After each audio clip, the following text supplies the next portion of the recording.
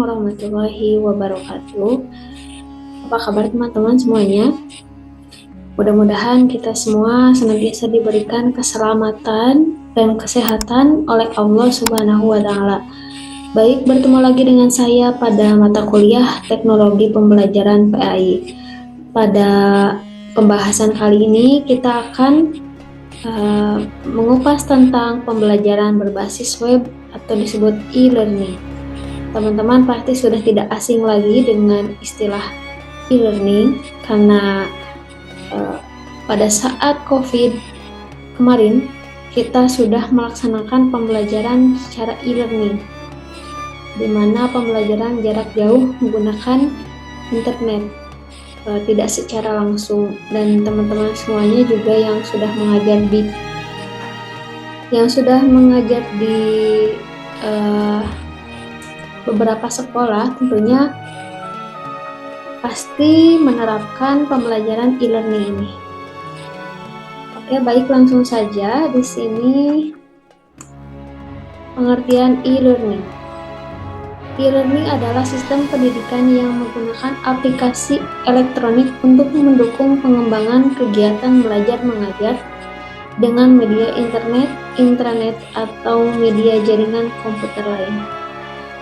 Nah, ini kita garis bawahi pendidikan menggunakan aplikasi elektronik, internet, intranet, atau media jaringan komputer lain. Kemudian e-learning tersusun dari dua bagian, yaitu I yang merupakan singkatan dari elektronika, dan learning yang berarti pembelajaran. Jadi e-learning ini adalah pembelajaran dengan menggunakan jasa bantuan perangkat elektronika. Lanjut, karakteristik e-learning. Yang pertama tentunya e-learning memanfaatkan jasa teknologi elektronik, baik guru dan juga siswa. Yang kedua, memanfaatkan keunggulan komputer. Yang ketiga, menggunakan bahan ajar yang dapat diakses oleh guru dan siswa kapan saja dan di mana saja, dan memanfaatkan jadwal pembelajaran, kurikulum, hasil kemajuan belajar, dan hal yang berkaitan dengan administrasi pendidikan dapat dilihat setiap saat di komputer. Nah, dapat dilihat dari karakteristik e-learning ini bahwa pembelajaran e-learning ini tidak hanya mengandalkan media pembelajaran seperti komputer ataupun teknologi elektronik, akan tetapi semua aspek harus terlibat di dalamnya, seperti bahan ajar dan hal-hal lainnya yang harus dipersiapkan oleh guru dalam proses pembelajaran. Kemudian di sini syarat-syarat penggunaan e-learning. Yang pertama,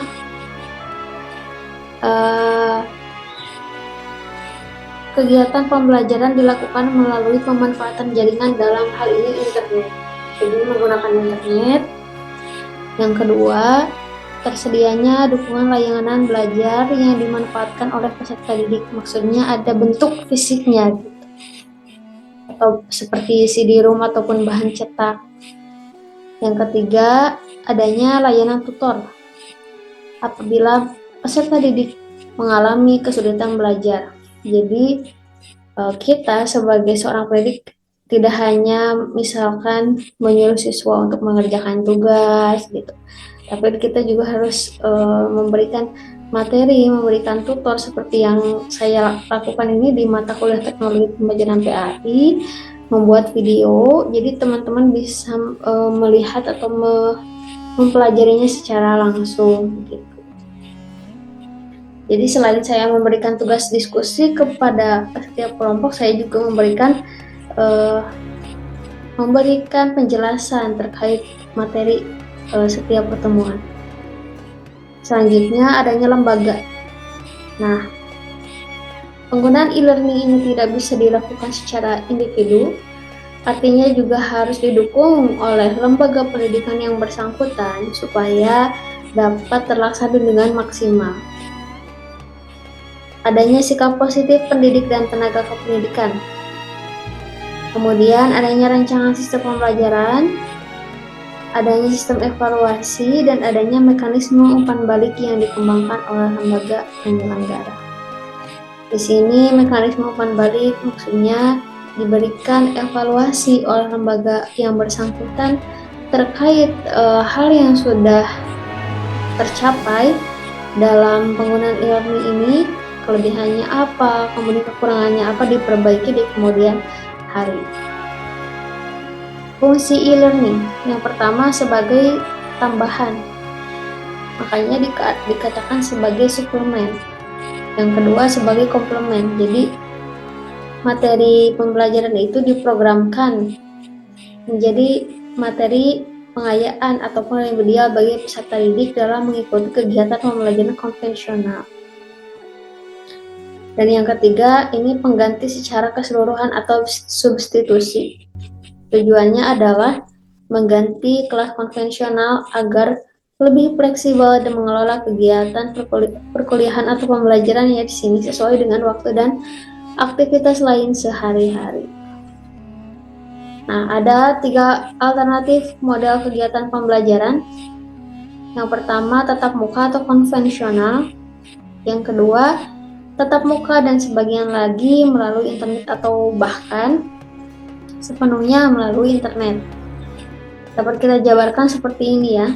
Bentuk e-learning itu ada sinkronus, asinkronus, dan blended learning. Apa itu ketiga istilah tersebut? Kalau sinkronus itu adalah siswa dan pengajar harus berada di depan komputer bersama-sama. Jadi melalui live. Biasanya kita melaksanakan secara Zoom ya atau Meet atau audio conference. Kalau asinkronus itu tidak harus bersama-sama secara live, tapi peserta didik dapat mendownload materi ajar atau rekaman pembelajaran melalui internet. Nah, seperti yang teman-teman lakukan sekarang, menonton YouTube saya, menyimak materi, itu termasuk asinkronus. Kemudian blended learning itu adalah menggabungkan live dan online dan tatap muka secara langsung, jadi dikombinasikan asinkronus dan sinkronus tadi, serta pembelajaran konvensional. Manfaat e-learning ini dari 2 sudut. Kalau sudut peserta didik, jadi berkembangannya fleksibilitas belajar yang tinggi. Jadi siswa tidak monoton melaksanakan pembelajaran seperti itu saja. Tapi dengan berbagai macam media pembelajaran yang ada, kemudian metode pembelajaran yang ada, jadi siswa lebih mengikuti proses pembelajaran secara bervariatif. Tapi di sini tentunya juga adanya peran guru itu sendiri, di mana manfaat yang diperoleh oleh guru adalah lebih mudah melakukan pemutakhiran bahan ajar. Jadi jelas gitu bahan ajar itu nantinya akan dikemanakan, di-upload di website, di classroom atau di mana, sehingga dapat diakses oleh semua siswa kapan saja dan di mana saja. Yang kedua, mengembangkan diri atau melakukan penelitian guna meningkatkan wawasan karena waktu luang menjadi lebih banyak. Yang ketiga, mengontrol kegiatan belajar peserta didik. Yang keempat, mengecek apakah peserta didik telah mengerjakan soal latihan setelah mempelajari topik tertentu dan memeriksa jawaban dan memberitahukan hasilnya kepada peserta didik. Kemudian, kelebihan e-learning yang pertama pengurangan biaya, yang kedua fleksibilitas di mana dan kapan saja. 3. Personalisasi. Yang keempat, standarisasi, di mana adanya perbedaan yang berasal dari guru, cara mengajarnya, materinya, jadi memberikan standar kualitas yang lebih konsisten. Yang kelima, efektivitas. Aplikasi dari metode e-learning ini meningkat sebanyak 25% menurut J.D. Fletcher dibandingkan pelatihan yang menggunakan tradisional. Selanjutnya adalah kelebihannya adalah cepat. Oke, baik, di sini keterbatasan e-learning yang pertama, kita membutuhkan jaringan internet, listrik, telepon, dan infrastruktur yang lain Yang kedua, masalah ketersediaan software atau piranti lunak, yang bagaimana mengusahakan piranti lunak yang tidak mahal. Dan yang ketiga, masalah dampaknya terhadap kurikulum yang ada. Jadi kurikulum yang ada juga harus dimodifikasi sedemikian rupa. Dan yang terakhir, masalah skill and knowledge. Jadi tidak serta-merta kita menggunakan asal-asalan, tapi kita juga harus meningkatkan skill and knowledge sehingga pembelajaran e-learning ini bukan hanya sekedar pembelajaran e-learning pada umumnya, tapi juga bagaimana kita dapat meningkatkan kemampuan berpikir kita, kemampuan berpikir dan kemampuan dalam keterampilan kita menggunakan media pembelajaran yang ada. Selain itu, kekurangannya adalah di sini kurangnya interaksi secara langsung. Ada keterbatasan yang kemudian di sini mengabaikan aspek akademik atau aspek sosial. Yang ketiga, cenderung ke arah pelatihan bukan pendidikan.